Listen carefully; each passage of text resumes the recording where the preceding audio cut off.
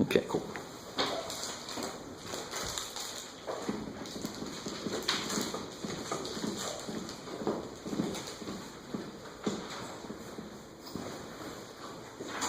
All right, so I have a handout, but I want to first, last time we got a little bit into this, and I was trying to talk about the general idea of what's going on with these rational functions. But today I want to look at a couple specific examples. Let me summarize a couple things we learned from last time.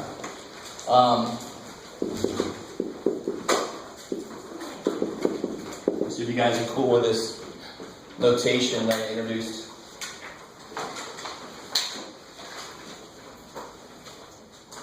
So in the book, this would look like as x gets big, 1 over x goes to what? It would just fill in that blank. I want to help a few of you guys out there who have to go into calculus. I want to show you this notation because this is going to be your whole life for like the first 2 weeks of calculus. Yay! So what happens when x gets really big? In 1 over x, what happens to the expression? It gets really small. Yeah, when you divide 1 by, so to investigate this, if I divide 1 by 0.1, it's going to be 10. 0.1 is 1/10. 1 divided by 1/10 is 1 times 10. And so forth. And we did this last time. It's 100. So the closer I get to, I'm going the wrong way. So if I turn that around, if I divide by 10, that's 1/10. Divide by 100, that's 1/100th. So forth. So as x goes to infinity, 1 divided by really big is going to go to really small. It's going to go to 0. Cool. Does it ever get to 0? No. So it's just approaching. Exactly. The limit is all about what it looks like it's headed towards. It doesn't say a word about where it gets to, because it can actually never get there. But the limit says it looks like it's going there. Okay, so in the book it would just do the same kind of thing, just without that limit notation. So that's one really important thing. So I can kind of extend this idea to other expressions. If I had this, you see, I'm going to take one little tiny step.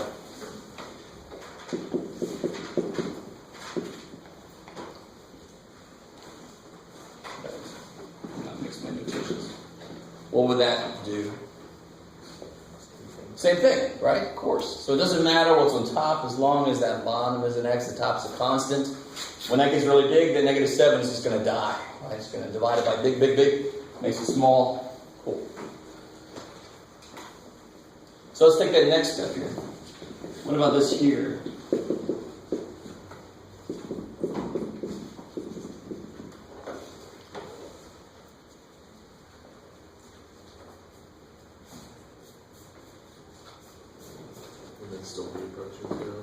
You just have to slower.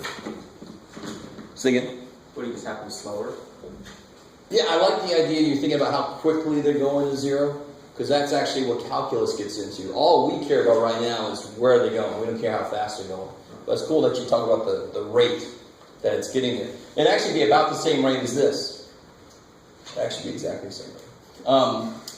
And let me show you a way to analyze this. We're going to use some other things. We're going to overanalyze a few things, and then we're going to have a set of 3 general rules that'll be shortcuts to all that analyzation. You with me? When you get to calculus, you're going to use those same 3 rules in a few different places, so it's good to know it now. If you never get there, you still need it for here. So look at this expression real quick. What's the largest degree? What's the largest power? X squared. So if I divide the top and bottom by x squared, what do I get?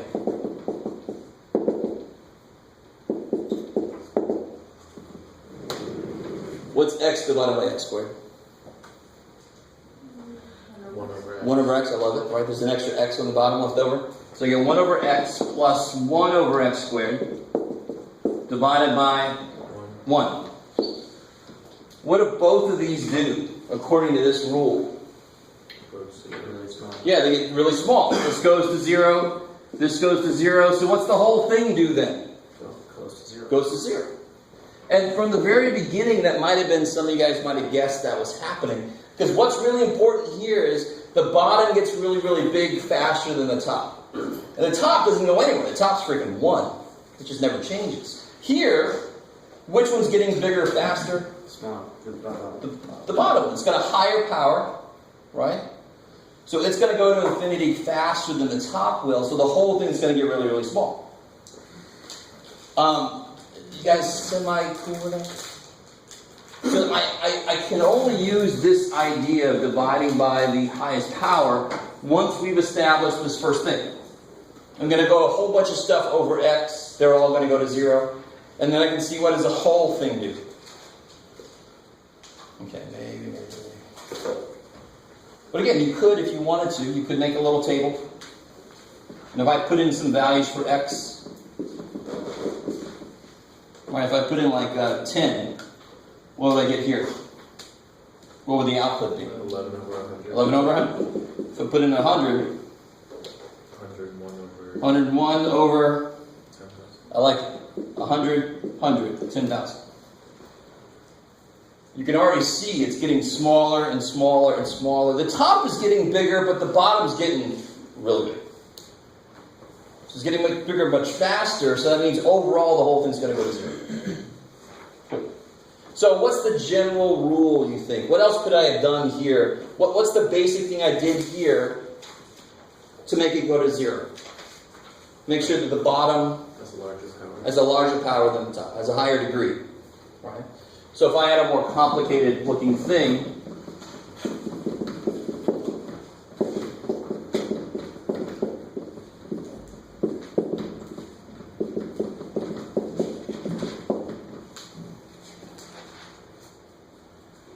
see, now I have a basic rule, and rules very often don't care about all the details. They just care about one simple thing. Is the bottom degree higher than the top? Yes. Yeah, because the bottom degree is what? 8, not 5. I just chose to put that first.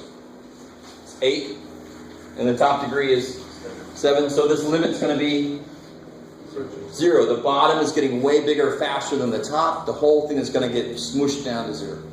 Cool. What if the higher degree isn't on top? I love it. That's the next step. So that's why I said 3. What situations can you imagine? The bottom is higher. They're equal. And the top. Top. And that's why I said earlier 3 basic rules. 3 shortcuts of all this analyzation we're doing.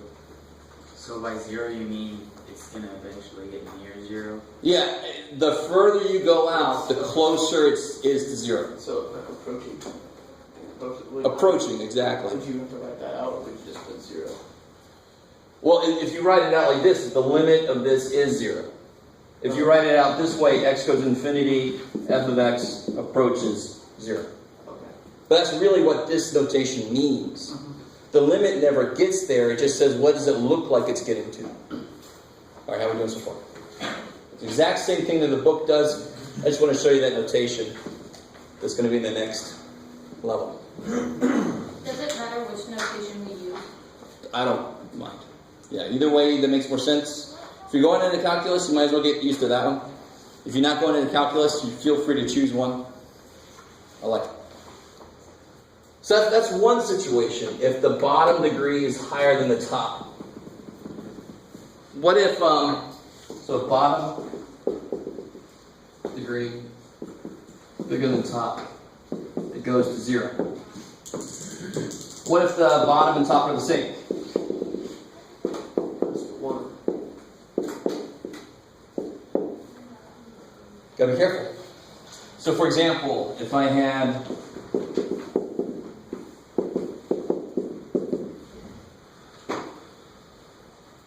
let me give you a third way to look at this.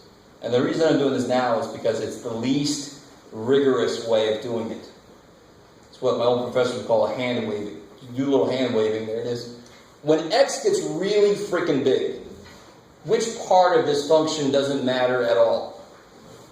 The minus 1. The negative 1, right? So if I got $18 billion and $1 falls in my pocket, I'm not going to pounce on it as much as I would now, right? Because I don't have $18 billion. So what do you get when you just cover that? 2. So when x gets really, really big, these numbers are more important than that one is. They're going to be huge compared to this guy. So overall, this thing's going to 2. Now, that's kind of the hand-waving, real quick analysis of it. Let's follow it up with a more rigorous way to do it. So is it just the number in front of the highest power variable? Well, let's see. Well, They're the same. Well, yeah, in a sense they're the same, but the ones that are the same, exactly. So if I had a lot more terms, you got to find the ones that are the same. If they are the same degree, yeah, cool. What would this be if I just divided it? Right? How do you divide it? Don't do long division yet, you don't have to. When the bottom is just one term, what can you do? Separate them, right? So we 2x over x minus 1 over x, 2 minus 1 over x. Is that cool? 2 over that is 2, 1 over that is 1 over x. So it's 2 minus something really small. Exactly. As x gets really, really big, this piece is going to go to 0. There's a more direct way to say it's 2. Can you always do that? Do you always want to do that? No. The minute I put more stuff down there, you'd actually have to long divide. So I'd much rather see a pattern and develop a rule. Okay. So far it makes sense that the rule should be, it's just going to be the ratio of the coefficients, 2 to 1. Let's kind of verify that. Let's make one that's a little more complicated, and we'll analyze it a little different way.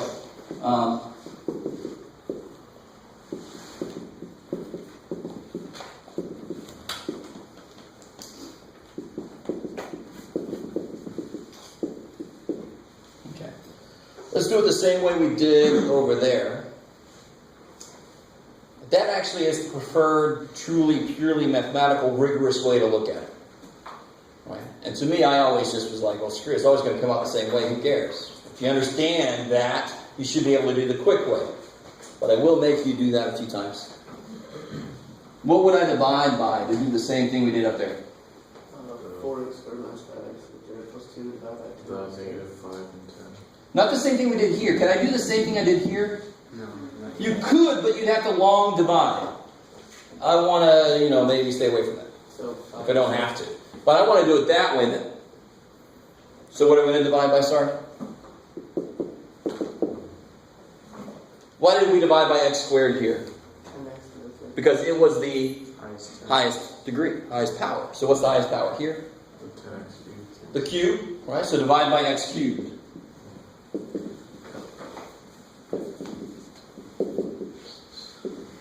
What do you get then?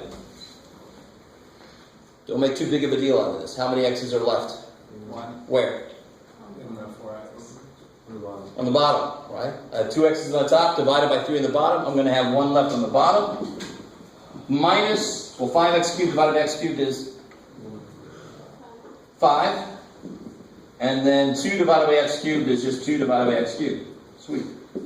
Bottom the same way. 10x cubed divided by x cubed is 10. 4x divided by x cubed is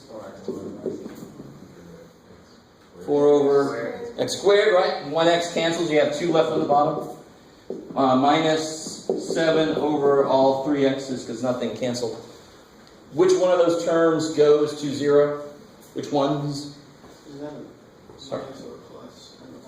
Oh, here? Yeah. That's a minus. Yeah. Which ones of these goes to 0? All of them that have x's on the bottom, right? Remember, what's the fundamental, what's the most basic understanding of limits that we have? Anything with a higher on the bottom goes to 0. So here, this is going to go to 0. This is going to go to 0. That's going to 0. That's going to 0. What am I left with then? Negative 5 over 10. Negative 1/2. I love it. Cool. So what that means is if you threw in here like 18 billion and did this problem, you'd come out to something really close to negative 0.5. And I would hope at least one of you guys would actually try that. Right? Yeah. Couldn't you just go from the negative 5 over 10 from the very beginning? That's what we're building. Not from the very beginning. We're going to do that from now on, but we have to understand why that works. So is negative 1/2 our answer then? Yeah, that's the limit. That's negative 1/2. That's what this function goes to when my inputs get really big. So is it going to be an asymptote I like it. horizontally and vertically at negative 1? Well, no. Where do vertical asymptotes come from? Who remembers? Vertical asymptotes are those x's that you are not allowed to use. So where would they come from in a rational expression? What kills my domain in a ratio? The bottom can't be 0. So the bottom is the one that would tell me my vertical asymptotes. You with me? This idea of which power is higher, top and bottom, that's what's going to tell me my horizontal asymptotes. Vertical asymptotes are all about where the hell can you not go.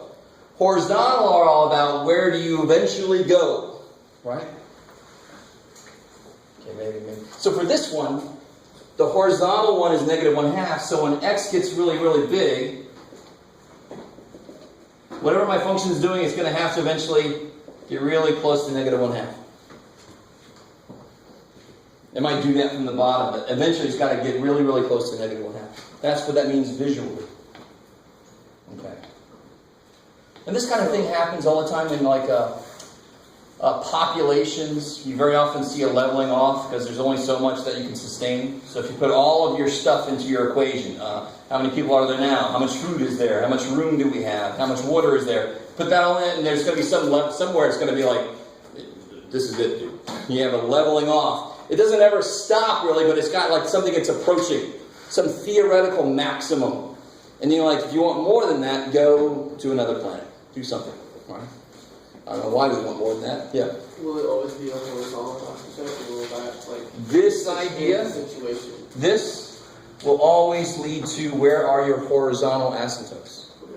Where's the bottom 0 will always lead to where are your vertical asymptotes.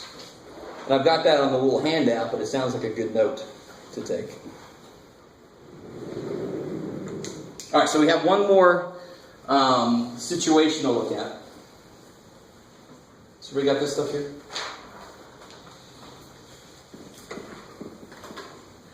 And the last situation is the weirdest situation, in a way.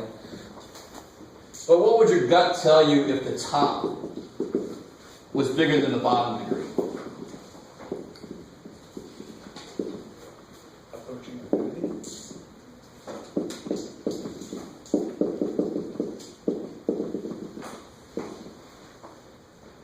Yeah, if the top is getting really, really big faster than the bottom is, then the whole thing should just grow. The bottom can't contain it. The thing I'm dividing by is what's trying to keep me from going to infinity. Well, if my top is more powerful, it's like, screw you, and it just goes.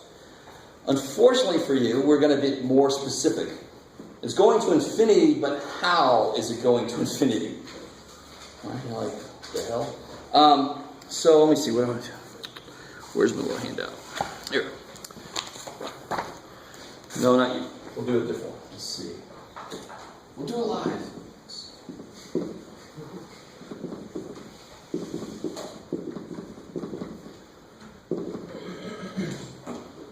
No, the other way around. This is what happens when you do live. Okay. Make sure your top power is higher than the bottom. So make that top power 3 and the bottom degree 2.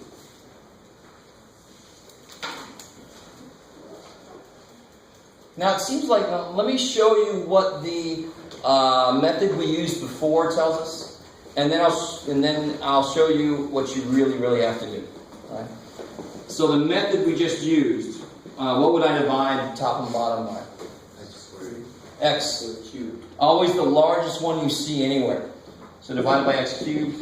All right, just to limit our agony here, I'll go ahead and tell you what this is. 1 minus 1 over x squared, 1 over x plus 2 over x squared minus 1 over x cubed. Now help me out here. What's the only thing in there that does not go to 0? The 1. The 1, because the 1 is 1. Right? It's almost too simple. 1's 1, ain't going nowhere. All these other things go to 0. So what do I end up with?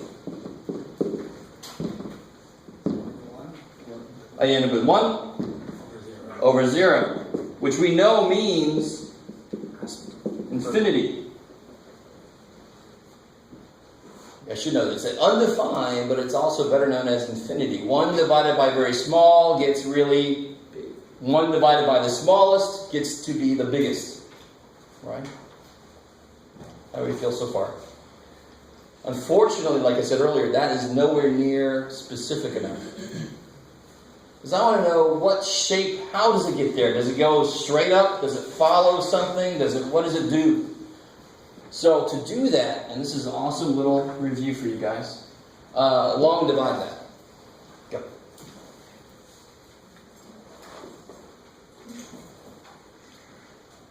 Do long division on this. So what do you want to be careful about on the top? Zeros. Yeah, there's no x squared, so you want to represent that. And there's no constant either. You might want to put a 0 there too.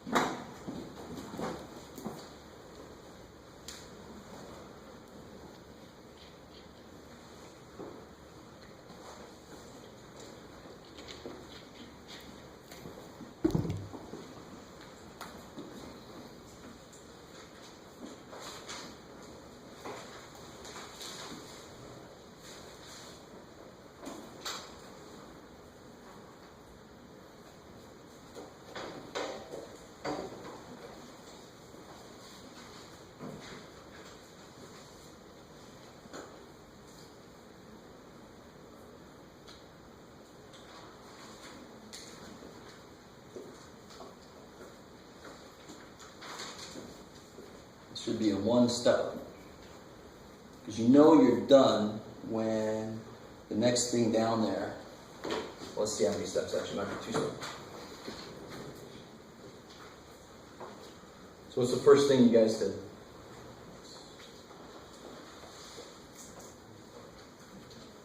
X. Yeah, because x squared goes into x cubed, x times. So x times x squared, x cubed, x times 2x, 2x squared, x times negative 1. And then you change the signs. Good. Those go away. Negative 2x squared. And those go away. That's cool. So x squared goes into negative 2x squared.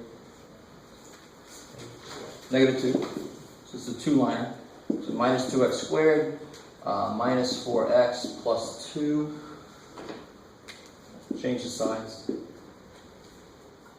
So those go away, so you get 4x minus 2 at the end. How do you represent that at the end there? Plus 4x minus 2 over x. All that business? Okay. I like it. Cool. So, look at this. When x gets really, really big, what does this part do? The top degree is how related to the bottom degree. The bottom one is bigger. So this whole thing is going to go to 0. You with me? So when x gets really big, this does go to infinity, but it does so following that line.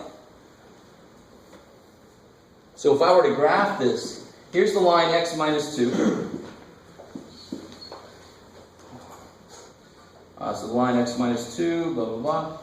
So there it is. So this function is going to do whatever, blah, blah, blah, blah, and then it's going to have to follow. That's how it's going to go to infinity. It's kind of nifty. So it's going to infinity, but we can be a little more specific. It's going to go to infinity following this line. Does it hit the line or just go close like a regular? It gets really close. In general, the only asymptote you cannot touch is vertical. Because that's where you're like, you can't even exist there, dude. So, you know, the most you can do is have an open circle go through it. But your line can't touch it. It can't go through it. The horizontal asymptote, what could happen is you can get, for example, you could have an asymptote at 1.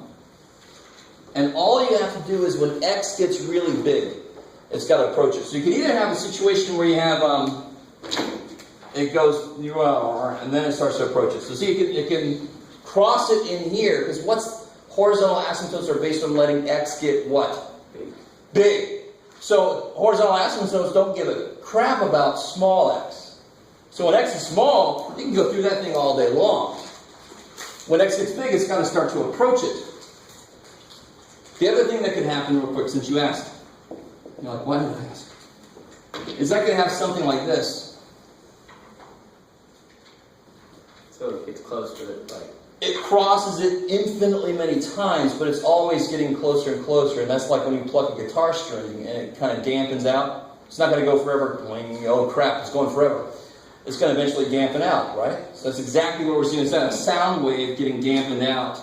So it does have a limit. In that case, the limit would be 0 because it'll be gone. In this case, the function would approach 1, just like this does. It would just approach 1 kind of like from both sides. It just always gets closer and closer and closer, but from both sides. Does that make sense? So the basic idea of a horizontal asymptote is when x gets really big, you better start approaching that number. Either from above, from below, from both sides, I don't care.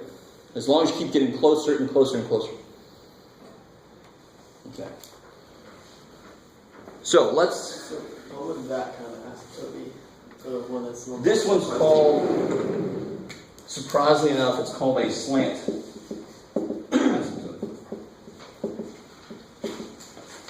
And how did you get?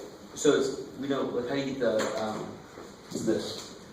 That's the intercept, though. Right? That's the line that it has to follow. So instead of being a straight line, it's actually going to be a diagonal line it's going to follow.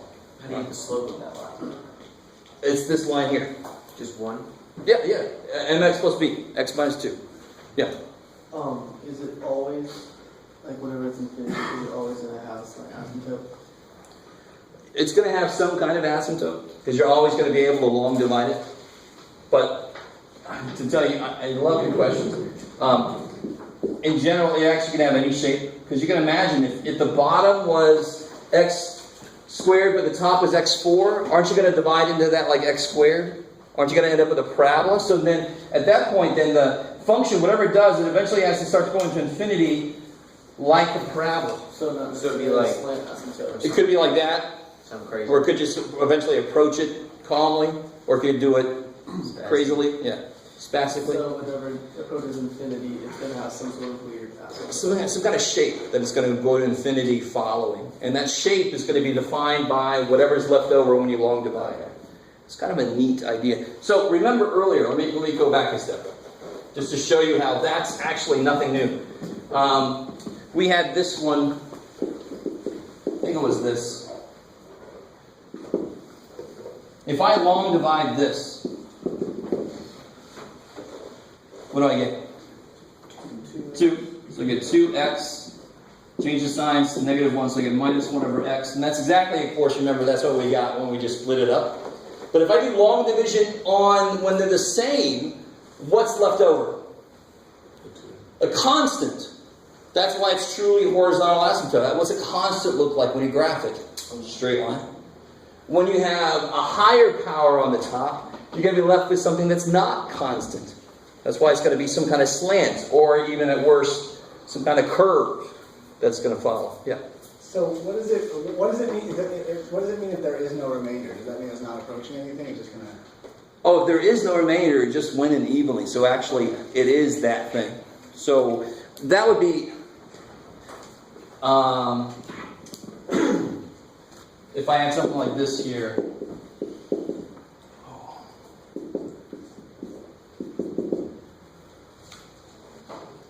All right, now if you did the long division, hopefully you guys can see how does the top factor. X minus 3, minus 2. So you get that, right?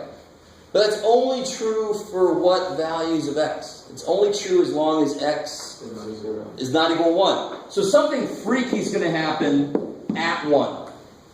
So this thing looks everywhere like that line. So this function looks like this everywhere because that is this, except at 1. So would that be a vertical asymptote? That's the cool. Now watch this. Normally vertical asymptotes come from the domain. What is not in the domain of this? We already basically said it. 1. X can't be 1, right? But the fact the top had the exact same piece to it. So, I talked about this last time. When the bottom is getting when that X is getting really close to 1, the bottom is getting very tiny, right? When I put 1.1, 1.01, 1.001, when I'm getting really close to 1, that's getting really tiny. Normally, that would make the whole thing blow up. When you divide by small, what happens? You get big. But the top had the exact same expression. So as tiny as that gets, it gets exactly as tiny. They cancel out everywhere. It doesn't go to infinity then. It's not a vertical asymptote. It's going to be at 1. Where would this thing want to be at 1?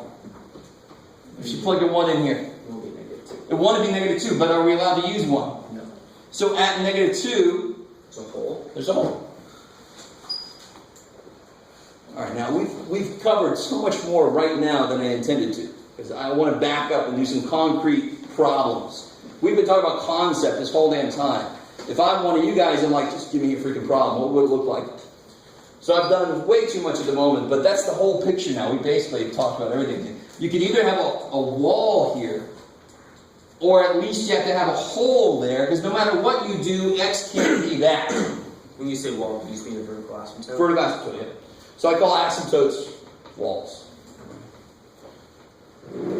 Okay, so let's look at a real problem and work it all the way out. And see what the hell does this thing look like. So let me give you this handout here.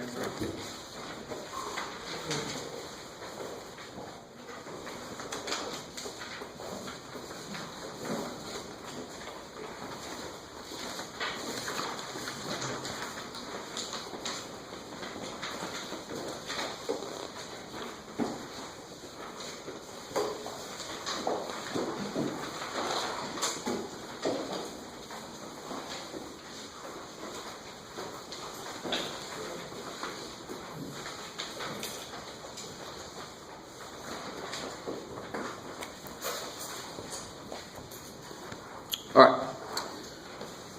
So I want to do this with you.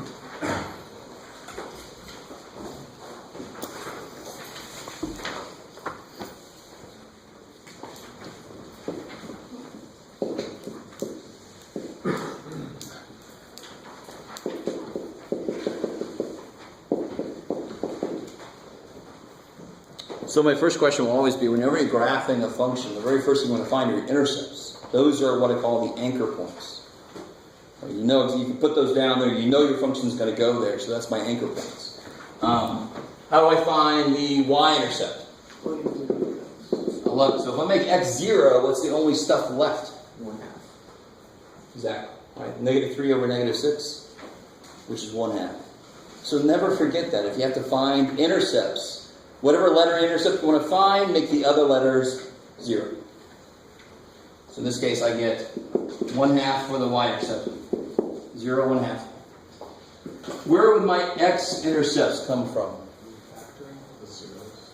Yeah, what's the only way? If I want to make y 0 to find my x-intercept, that means 0 equals this. The only way a fraction can equal 0 is if The denominator is 0. Numerator. numerator is 0. The denominator is undefined, or infinite now we know. So if the top is 0, that's where my x-intercepts come from. So when you set this thing equal to 0, how do you solve that? You can factor it, good. So you can take a 3 out.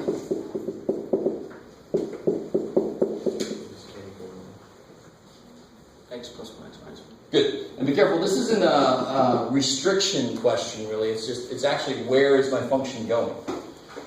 So it's not x can't be this, but it's actually x must be this. So what must x be? What are my intercepts? 1 and -1. Yeah, 1, 0, and -1, 0. Cool.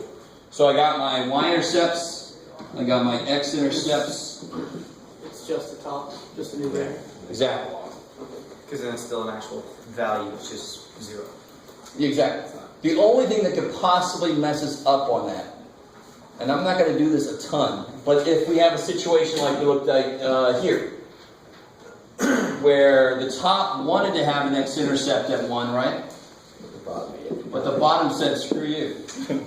Took my x-intercept away. So in general, the very first thing you should do is factor the top and the bottom. Because you know eventually you have to factor that bottom.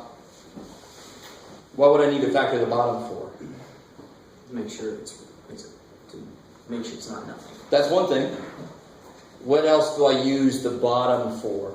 To find out What kind of asymptotes? vertical. Vertical. Vertical asymptotes come from what my x can't be. I put a wall there. Horizontal, of course, comes from those 3 situations, what happens when x gets really big. You guys with me?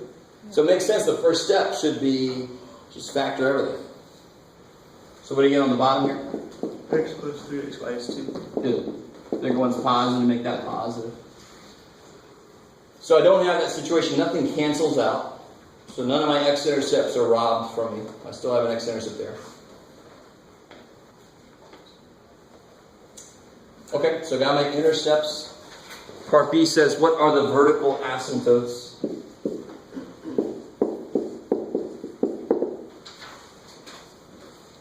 And those really come from the values that x cannot be. So negative 3, 2. Yeah, so at my vertical asymptotes, since x cannot be 3 and x cannot be 2, negative 3, then my vertical asymptotes will be x equal to 3, negative 3, Jeff, and x equals 2. There'll be those lines. You with me? So if you put a not equal to and you draw it correctly, I'm cool with that, but since they can't be that, my walls go there. Okay. And finally, part C, and in that little box I try to capture the idea of the horizontal asymptotes, the 3 things that could happen. So what's going on? Which situation am I in for this problem here? I've got the same degree on the top and bottom, so therefore my horizontal asymptote will be something. Oh, look at it. You have to divide by Yeah. squared on top and bottom. Yeah, you just have to divide by the coefficients of my equal degrees. So 3. Yeah, so here the horizontal asymptote. Can anybody tell me what the equation would be? Draw it in the air for me. What would my horizontal asymptote be? Like some of you guys are like, what do you mean? No. Draw the horizontal asymptote up there. Do it. There it is. Okay. All right.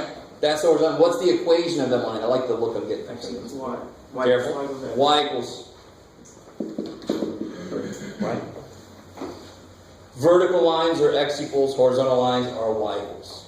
Right. We always seem to forget that, especially when it becomes really important to remember How that. did you get y equals 3? Has to say some sort of shortcut that you do or Totally did. We could divide everything by x squared, right? That would be the full, official, rigorous way to do it. But built off of that official, rigorous way of doing things, we have a shortcut now. If I divide it to the same degree, those numbers will be left. Whatever those numbers are. So that's why that's the answer.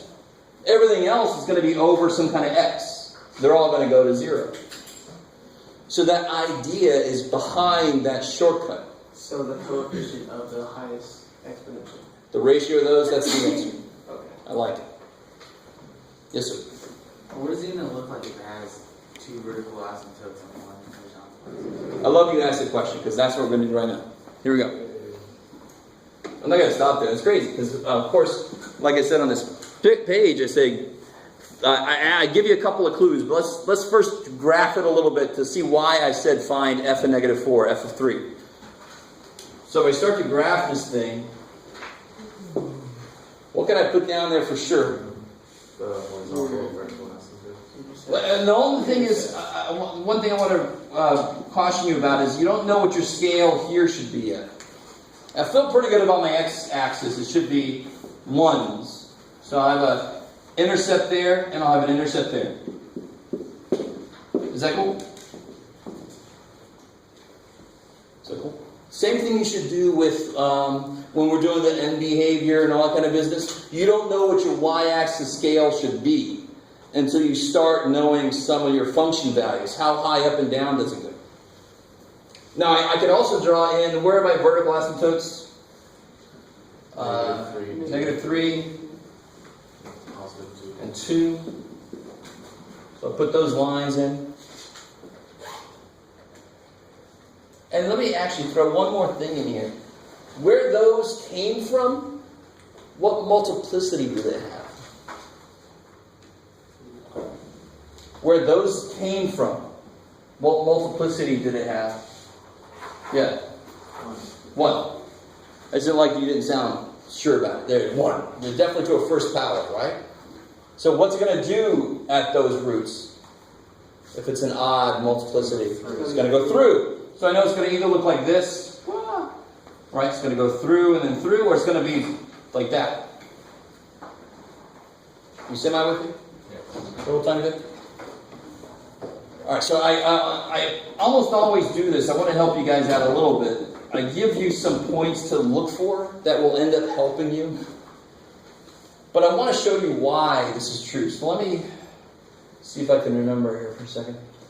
Let's just do this. We might have to take this back off, but where's my horizontal asymptote again? 3. Yeah, so right here there's a horizontal. Okay, so I have to do this just to show you where my thought process was behind these. Now, do you see how once you put in both the vertical and the horizontal, you cut it into like 3 regions? Do you see that? 1, 2, 3, because you got those 2 there. Now, what the hell could be going on back here? What's got to happen on this? So they're going to approach positive. What's got to happen there with my function? What's my function got to do? Approach positive. So if it's coming this way, it's got to go, Sha, right? Or if it's coming from this way, it's got to go, Sha. And what's it got to do here? Flatten out. Flat out. So it could either be this, or it could be this. Let me do that again. It's really cool. Once you put your horizontal and your vertical, you got all these little boxes, these box areas. I got 3 regions here. In this first region, it could either be up here, so it slams up against here and it slams up against there, or it could be down here. Which one of those is it definitely not? It's not the one where it crosses the x-axis. Because it can't. Where's the only place this can cross the x-axis? The places I've already identified, right? There's no doors back here. There's doors here. So you can go through. There's no doors back here. It can't go through. So I know it's not down there, but just to be a little more specific, that's why I asked you to find f of -4. Just to see where it is up here. So what the hell is f of -4? 45 over 6, which is just a little over 7. Right? So 7.5. So I got 1, 2, 3, 4, 5.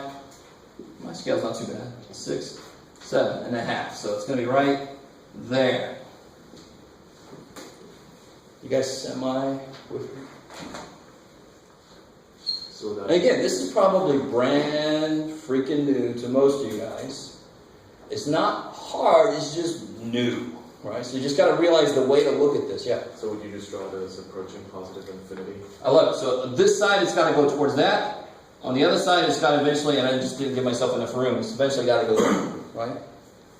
You don't have to be perfect. I don't want a perfect sketch. I'd rather not get a perfect one, because that to me means it came from somewhere else. It came from a calculator, it came from Wolf and Alpha. I don't want to see that. I want to see some imperfect stuff. I just know it's got to go there, and I know I don't have enough room to really show this, but it should go eventually there, right? Extending that out, but And there would be one in the middle, right? Because it can't cross the line intercept. In the little. well, what's the y-intercept? It's 0. No, it's 0, 1. 1.5. Good, 0, 1/2. So, I mean, the minute I put that there, I know exactly what it looks like in the middle region. Right, so we know this region now, it's here. This region, we actually know already what it looks like. This region, we don't know yet. But I know it. What did we say earlier? It's got to go through those, right? So it's going to basically look like a parabola down. There's no reason, if the intercept would have been there's no reason it couldn't do this, because tell me again, this wall, is it really a hard wall? No. It only cares when x is big. Is x big here? No. Hell no. 1 compared to 18 billion to the billionth power is nothing. So I could certainly go that way. I'm not allowed to just because there's this horizontal asymptote there. You with me?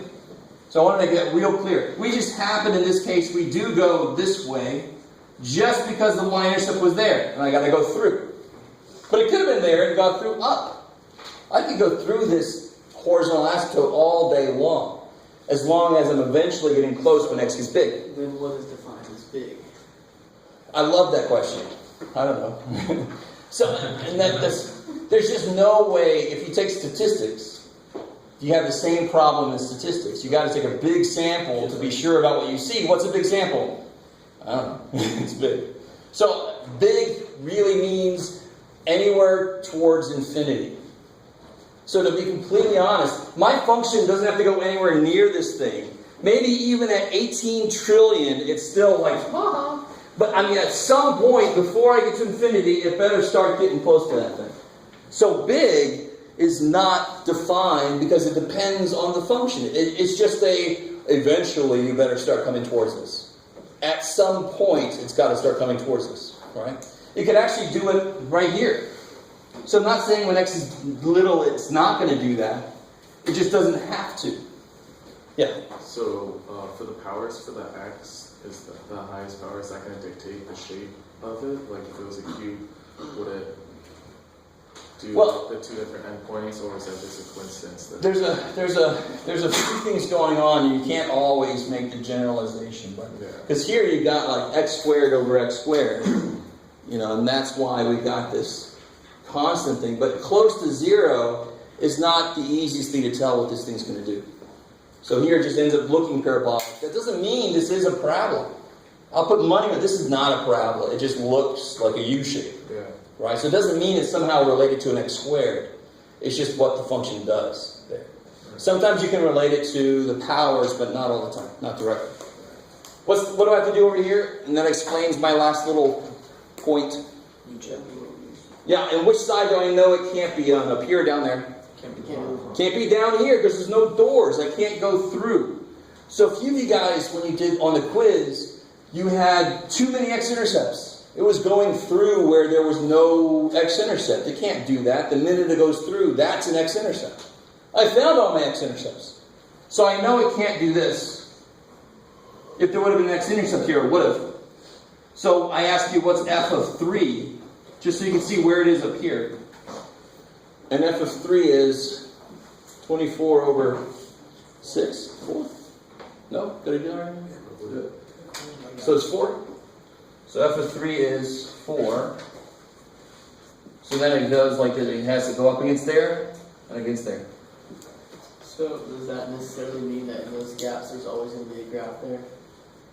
In each region, there really does have to be a piece. Okay. Because for rational functions, the only things that aren't allowed are where the bottom is 0. Which means every other x works, has to have an output. So in each region, there has to be outputs. And that's what you're asking, right? Mm-hmm. Good. So I can't just have one region with nothing. Those x's have to go somewhere, because I've already identified the x's that go nowhere. Right? That x goes to infinity, that is everywhere else. I've got to have a picture. Yeah. So this side and that side is symmetrical. Do it one more time. The graph on this side and that side is symmetrical. They're the same. Are not necessarily. No. In fact, we could check this out for symmetry, right? Now you're going to be like, why did I do this to myself? But I'll ask this question too on these kind of problems, because symmetry will help you. How do you check this for symmetry? What's the test for symmetry? Odd and even test? What do you put into it? Does anybody remember? So you check out f of negative x. And you see if it's the same function, it's even.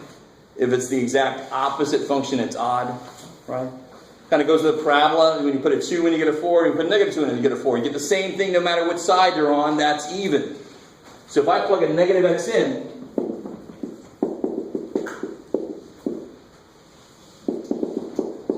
got it. I get 3x squared minus 3, because of course the square kills the negative. Square kills the negative. Is that the exact same function? No. No. Is that the exact negative of that function? So it doesn't have even or odd symmetry. That's a long-ass answer. The short answer is no. These are not symmetric. But that's why. They look like it could be, but a real quick answer is that's 2 away and that's 3 away. But they are symmetric enough, right? They have the same idea. They both do this. So in that respect, they're symmetric. Right? They're loosely symmetric if you want to go for that. So back here, it could have been down here, and that could have been up there. Right? You just can't tell ahead of time all the time. You have to do the problem out and see where it's going to be. Okay, maybe. But see, how close was it to being even symmetry? Pretty close. Really damn close. And if you look at this, doesn't that look roughly evenly symmetric? Right? This is the same on both sides roughly. Why can't this be the same? Because this has got to go a little further over, right? These are the same on both sides roughly? Cool. So let me give you one. Oh, we got plenty of time. Sweet. One to try from the book.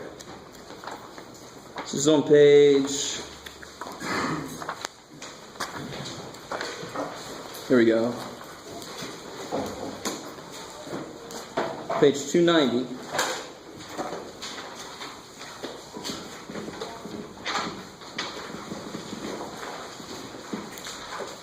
Try out number... Oh, let's see.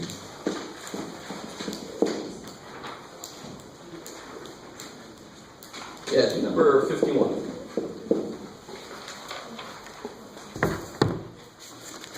Feel free to use this as your guide. Same exact questions, right? From the handout, the same exact questions.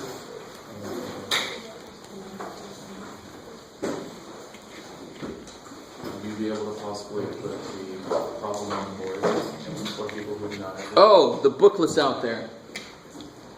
The booklets amongst us.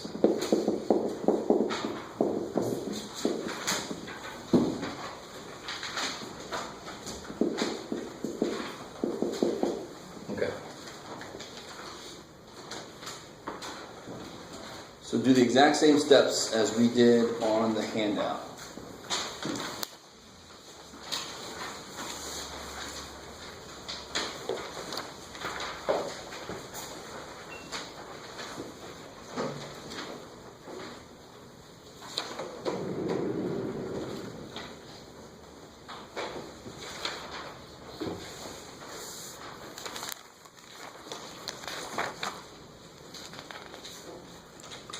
Trinity.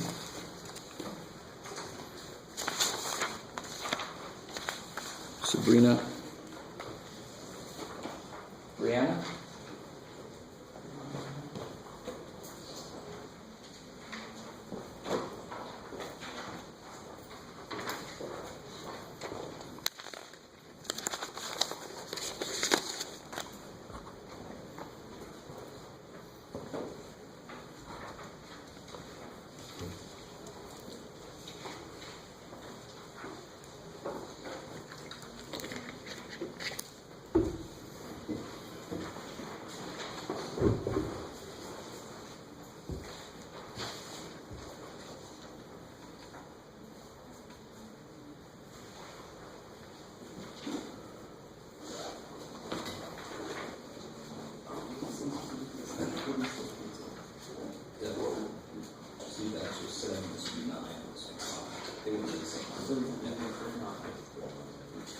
No, there is. There definitely. It didn't. If that was minus 2, you would have canceled on the reverse 2.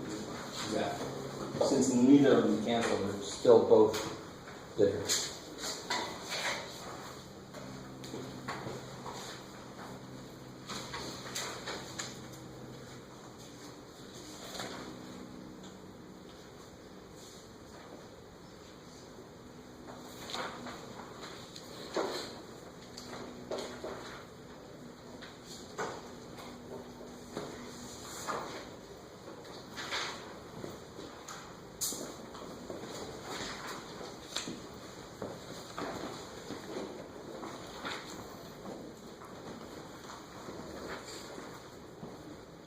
And always triple check your factoring, because that's the worst. If at the very beginning you make a mistake on factoring, the whole thing goes to hell. So I'm going to triple check your factoring.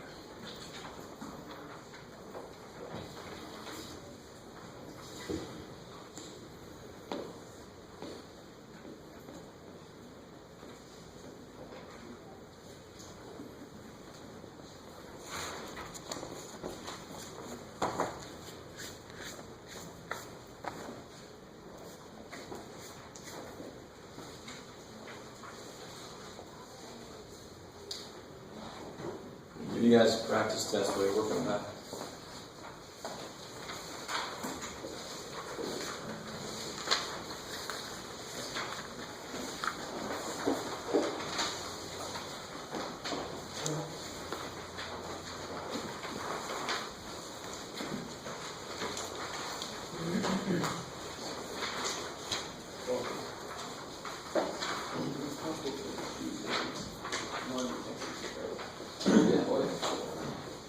Could be none.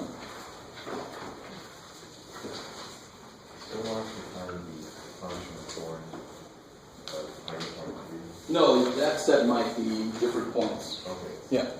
Depends on what you need to figure this out.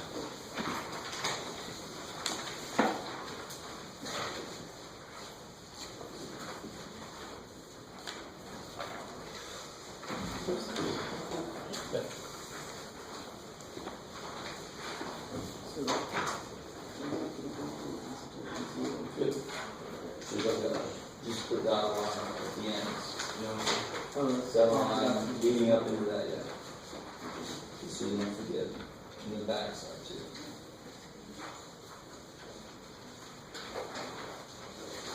Cool.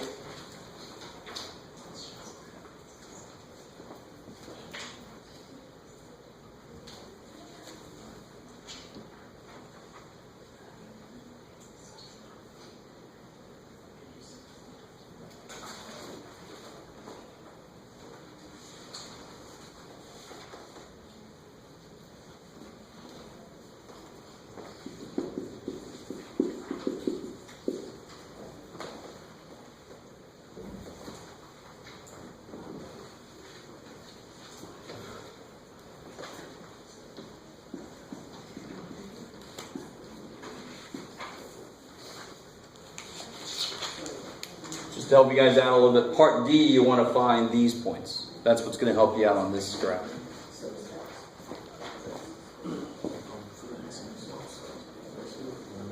Good.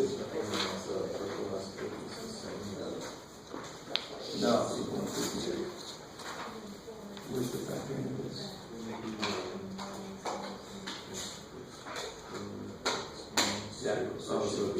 Yeah.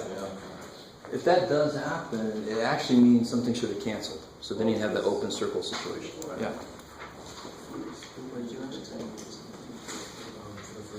Careful, it can't be in both places. Because then it wouldn't make function.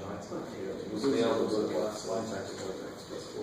make sense? So it's all a question. That's why you've drawn like the possibilities. So now do this. That'll tell you which side it's on. Does that make sense? So at that point, it's like, which one of those two is it? It can't be both, because then it wouldn't be a function. It's got to be one of the two. Good.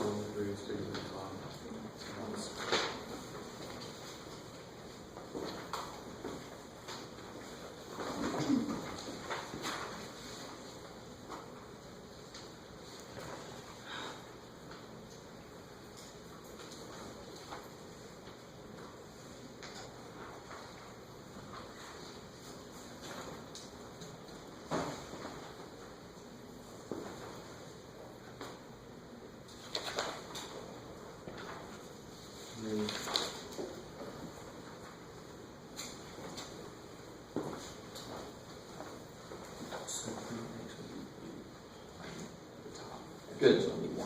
Good. Exactly. There could be no x-intercepts. And we just all stay above and below. Or yeah, exactly. Yeah.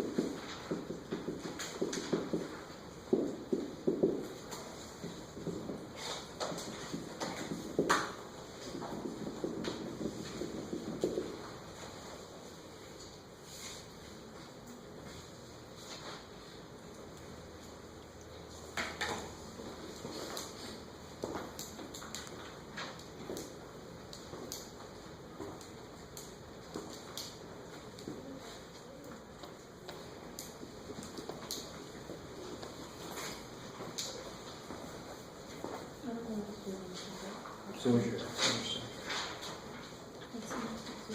Good, so put that in.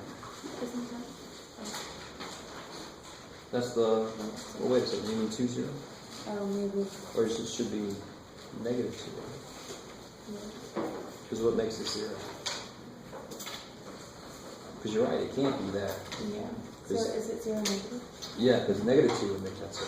Yeah. So you plot that. Cool. Alright. And you know that it's first house, and it's going to go through. So we look at the Q there, this way, or this way. It's got to go through this, right? So for that one, it's negative. Okay.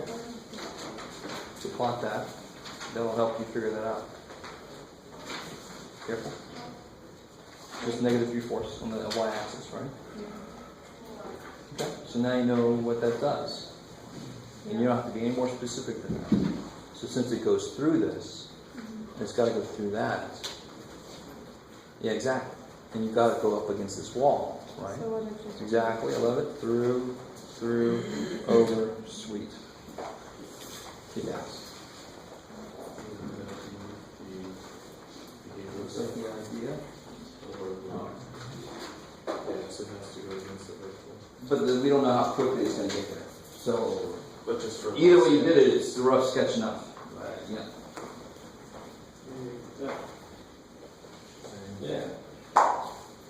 There. That's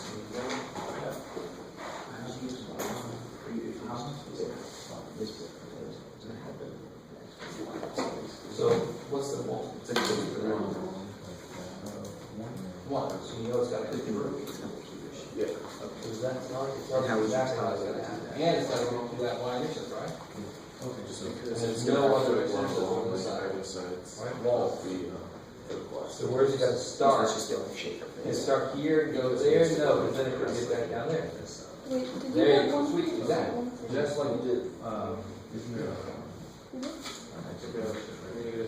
No. No. Again, what makes this 0? If x is negative 1. But if x is 3, that makes it 12. That doesn't give an answer because it's a constant. Yeah.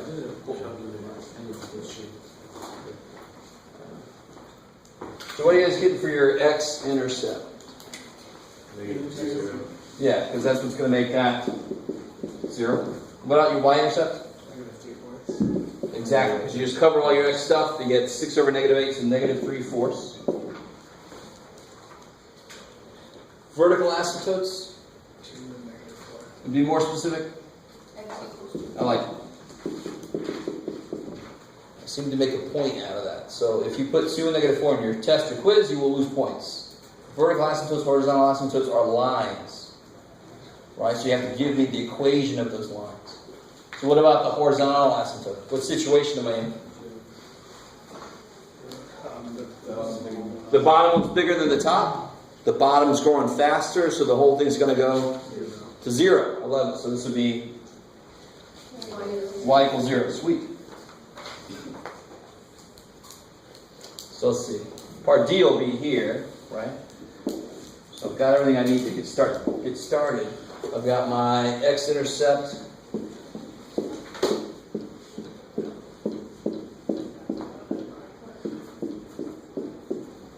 Negative 2, 0.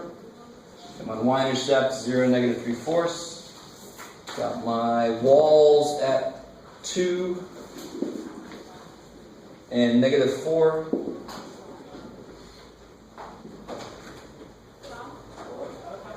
My horizontal asymptote is at 0, so the way I normally do that is like that. Right? You got an axis in the way, so you just kind of put dotted lines at the ends. Is that cool? Semi-decent. Okay.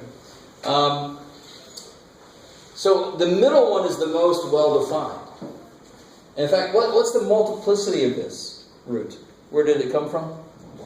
Yeah, it came from here. That's got a multiplicity of 1. So through. It's got to go through. So there's no way in hell it could start here. If it goes through, how can it get back to the y-intercept? So it can't start here. It's got to start here. So it can go through there, and then back down. Now, what you could do instead, if you didn't quite, remember multiplicity is you can just plug in -3, plug in 1, and see what those points are.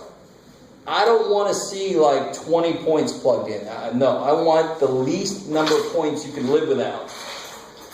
Because I want your answers to come from these things, the intercepts, the asymptotes. You should be able to tease out most of it. You do need a few points, like f of 3 you need, so I know what the hell side it's on. I know it could either be here or it could be there.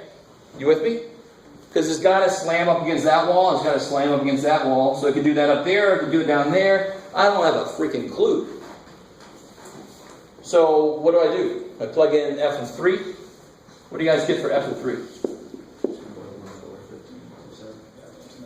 15 over 7? 2 point something or other? Yeah, like 2 point. Yeah, so f of 3 is 2 point something or other? Sure. Yeah.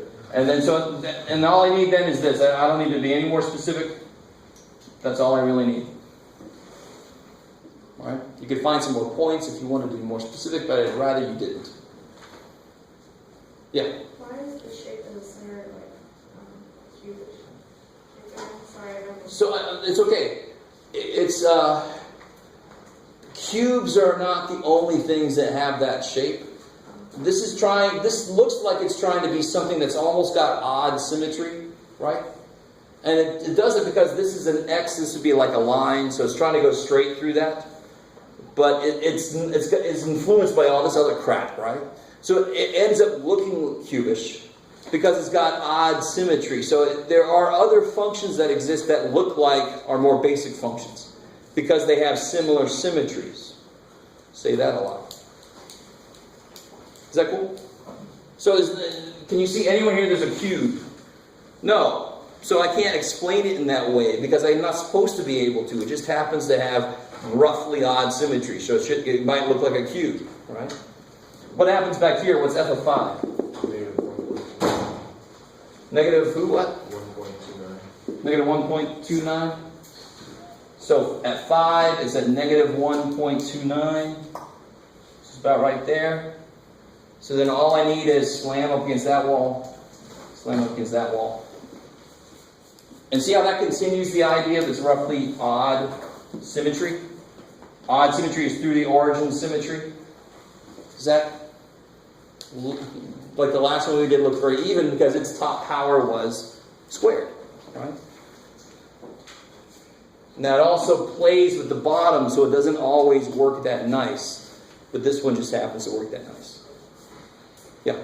If the horizontal asymptote wasn't 0, and if it was like positive 3, would that be restricted from below, like the positive 3 for that? Just like the last problem, because there's no x-intercepts out here, right? Yeah. But this one, when it's on the 0, that's where things kind of suck.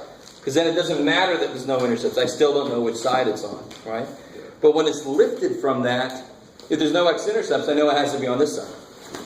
I just do a point just to see where it is. Give me a little anchor point. Yeah. How are we feeling about this so far? Is this, you know it a lot better than you did at the beginning. But maybe not entirely. Yeah. So would you suggest to just plug in points on either side or then get intercept to see how You could do that, and again, like I said, I don't want to see a ton of points going in. But if you're really not sure, you can plug some points in. Just be careful, don't just make this large table of values. I don't want to see that. Yeah. You guys are so spoiled. We're going to do one more problem. I'm going to do it with you because we haven't looked yet at one that has a slant asymptote. All right, so I want to do one like that with you, and then we'll call it a day. Everybody got a practice test, right? So remember the answer key, I'll have that on Monday. When's the test? Wednesday, all right. So let's see. Let's try out, which one looks freaky here? Oh, let's try it out.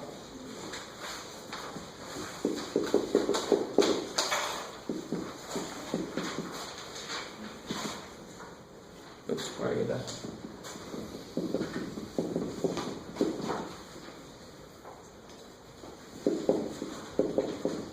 This is number 32. 2, if you want to see it, but it's right there. We're going to do the same steps.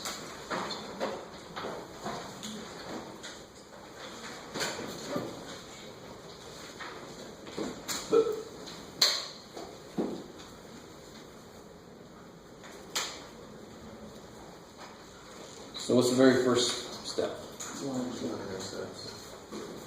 Even more first than that. No, yeah. You can factor the top and bottom. Plugging 0. I'm going to long divide eventually, but not first, because then I lose information about x-intercepts and stuff. Does that make sense? And I lose information about, possibly about the horizontal asymptotes. But if I factor first, the bottom, of course, is X X minus plus 2x. 4. careful. See, and I'm not. That's the kind of mistake that at some point in my life I will make that mistake, and I have made that mistake, and that's the kind of mistake that haunts you throughout the problem, because then everything is like in the wrong place and nothing's making sense. That hurts. That's why I say triple check your factoring, because if that's not right, the whole damn thing's gone to hell. Right, so be really careful about that very first step. So now I can do my intercepts. What are my x-intercepts? 0 and -3. Yeah, 0, 0, and -3, 0. You start to realize when you give me intercepts, give me points, because that's what they are. Give me points, so give me death. So y-intercept, what's that going to be? It's got to be 0, 0. The beautiful thing is, if one of them is 0, 0, the other one has got a 0, 0 also. So this has got to be 0, 0. And That kind of sucks, because the y-intercept really helps out sometimes. And when the y-intercept is 0, 0, that's not really going to help me necessarily. But we'll see if that hurts us later. I was going to ask why it could be -4. Oh, because when you plug a 0 in for x, you get 0 over -4, which is just 0, yeah. Okay. So you have to look at this function as one thing, and it is 0 when you let x equal 0. Oh, what did I say? Oh, vertical asymptotes. 4 and -4. X equals X equals 2 and -2. -2. Yeah, Oh. 2 and -2. Good. And of course, now we don't have a horizontal asymptote. We have a slant asymptote. So in the test, I would probably say find the horizontal or slant asymptote, just to keep it open. So now this is where I want to do what? Long divide.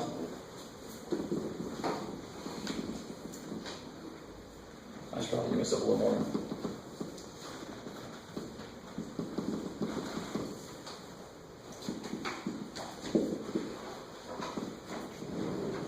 Okay.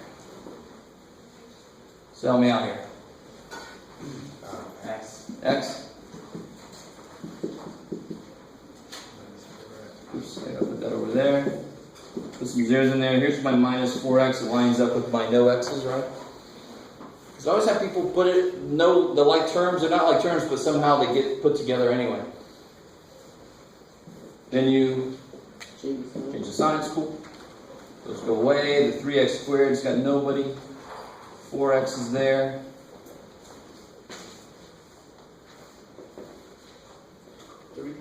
Good. Plus 3. So 3x squared minus 12.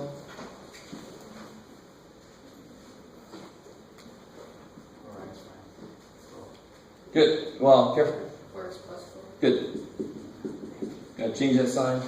What'd you say? What was that? Damn.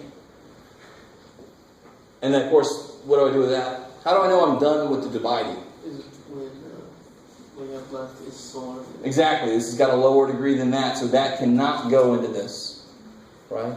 Smaller than that. So then that's my remainder plus 4x plus 5. And I really don't care about my poor little remainder dude. Domain? Did I just say domain? Because that part's going to do what when x gets big? It's always going to go to 0 because of what we just said. The top degree is going to be smaller than the bottom. So what's my slant asymptote? Y equals x plus 3. So it's always y equals for a horizontal or a slant. Horizontals are just y equals constant. Slants are just y equals some kind of line.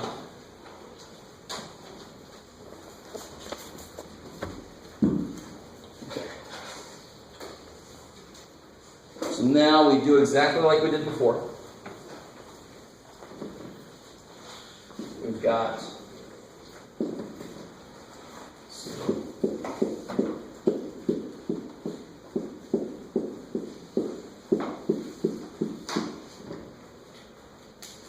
our vertical asymptote. Let's see, that's our intercepts are at 0, 0, negative 3, 0. Vertical asymptotes at 2 and negative 2. Slant asymptote is at y equals x plus 3. We're going to graph that line and make it dotted. This is an asymptote. So what do I know about that line? Intercept is 3, 0. I like it. So it's at 3, and it goes, what's the slope? 1. Yeah, up 1 over 1, down 1, back 1. So there's my slant asymptote.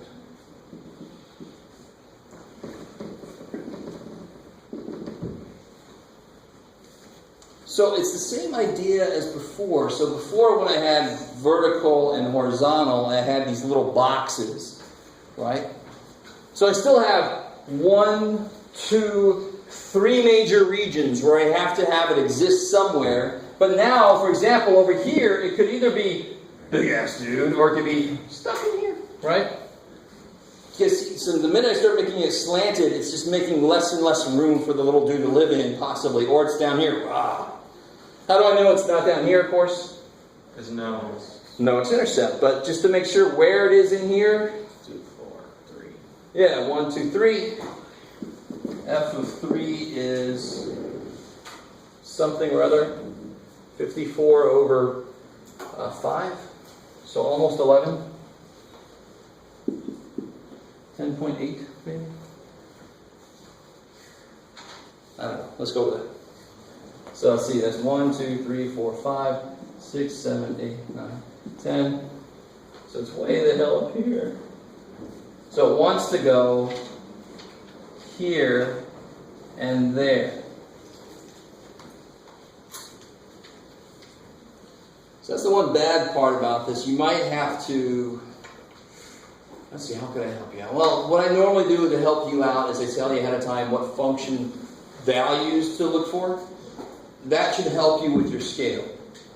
Because what sucks is you normally can't tell what function values to find until you've done some plotting. And if this came out to be 20, my scale would suck, right? So I try to help you out a little bit. I say, do these points, that'll give you an idea. If one point comes out to be negative 40, you want your scale to be maybe 10, 20, 30, 40. You see what I'm saying? Because it's not fair to make you graph it and go, oh shit, my scale is completely wrong. And I don't want to see all that erasing anyway. Alright, so my scale wasn't the best it could be, but I can live with that. What about in here? Nothing else. So we know this, and what's going to help me a little bit is the fact that it is squared. So I know it's either going to be like this, or it's going to be like that. This has nothing to do with it. But I have to do what here? Restricted to the slant. No, the slant has nothing to do in there. Are you with me? Because when does the slant really take effect? When x gets Huge. huge. And what's huge? I don't know. Just not here. This is not big, right? You got to plug in something. So if you plug 1 in, what's f of 1? 4 over negative 3, negative 4 thirds. Maybe? Down here in your nose. Can anybody help me out? Alright, we'll go with that, because that's the only thing I know. Sounds good. Yeah, alright. So, at 1, it's at negative 4 thirds. It's about right there. So therefore I know it's like this. Now, if you didn't think about the multiplicity, if you didn't think about the fact that it's an even multiplicity, you just plug -1 in also.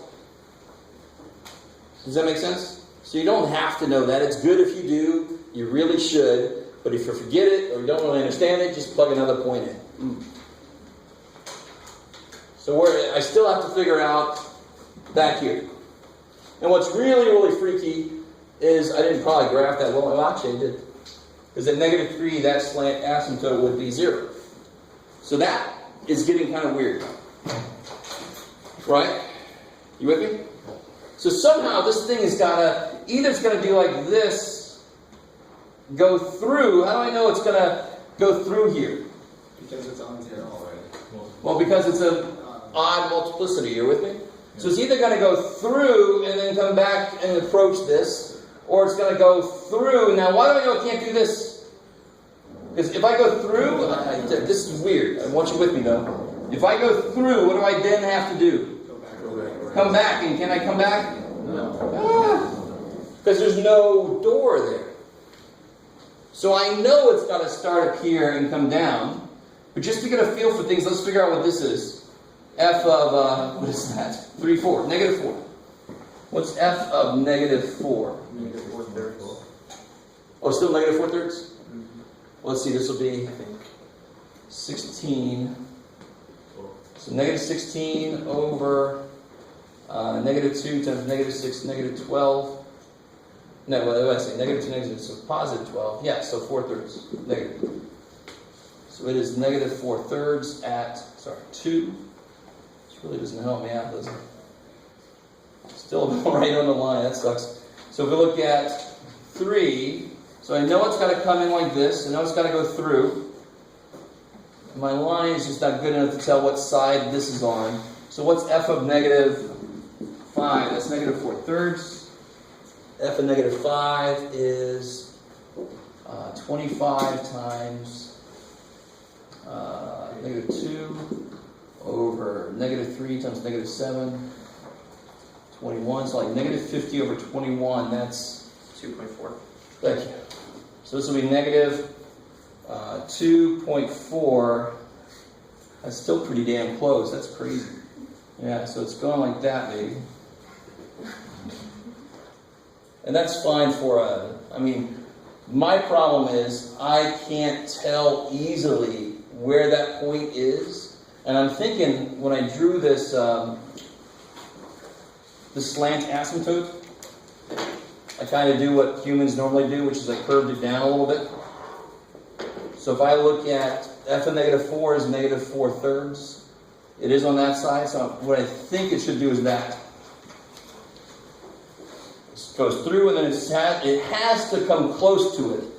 Remember though, I can go through or horizontal or slant asymptote. That's not a problem, but then I have to, once I do that, I have to start coming back to it eventually. So if you try to graph this thing in your graphic calculator, I'm curious, and then zoom in down here, that's exactly what I'm going to do in a minute, because I'm curious now. Exactly what happens right here. But that's what it's pretty much got to do. It's got to go through and then start coming back close to it. Okay. Cool. So now we've seen examples of all the different situations from 3.7. We're done with chapter 3. So next time I'll have the answer key for the practice test. We'll get ready for that test.